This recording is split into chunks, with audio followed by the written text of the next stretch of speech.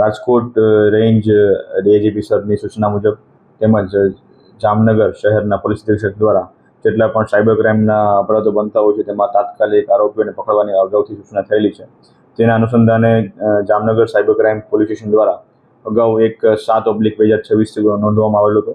જેની વિગત મુજબ એક નાગરિક સાથે જે ઇન્વેસ્ટમેન્ટ ફ્રોડ હોય છે કે જે ફેક એપ્લિકેશનમાં ઇન્વેસ્ટમેન્ટ કરી અને વધારે ટકાવારીથી પ્રોફિટ મળશે તેવું બહાનું આપી અને લોકો પાસેથી છેતરપિંડી કરવામાં આવતી હોય છે. આ પ્રકારનો એક ગુનો જેમાં આશરે 25 લાખ જેટલી અમાઉન્ટ જે ફરિયાદી છે તેમની ફ્રોડમાં ગયેલી હતી એ બાબતનો ગુનો નોંધાયેલો હતો.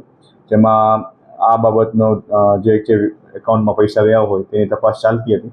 જેમાં સાયબર ક્રાઇમ પોલીસ સ્ટેશનના પીઆઈ તેમજ PSI HK Zala, ASI Bhagirathsinh Jadeja, PC Jitendrasinh Jadeja અને લોકરક્ષક ચિરાગભાઈ બસિયા દ્વારા આ તપાસમાં જે એકાઉન્ટ પ્રોવાઈડર છે એવા આરોપીનું જેનું નામ છે રવિ સન ઓફ રોશનલાલ વીરચંદજી, તેને રાજસ્થાનના રાજસમંદ ખાતેથી પકડી પાડવામાં આવેલો છે. અને આ વ્યક્તિ દ્વારા પોતાનું એકાઉન્ટ પ્રોવાઈડ કરી આશરે પોતાના એકાઉન્ટમાં 10 લાખ જેટલી અમાઉન્ટ લેવામાં આવેલી હતી અને આ પ્રકારના ગુનાહિત કૃત્યમાં સામેલ થયેલા હતા.